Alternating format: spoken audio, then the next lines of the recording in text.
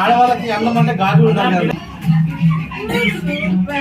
మీకు ఈ సంవత్సరం మొత్తం మంచి రావాలని, మంచి అన్నం రావాలని పౌడర్ మీ చేతులకు కోన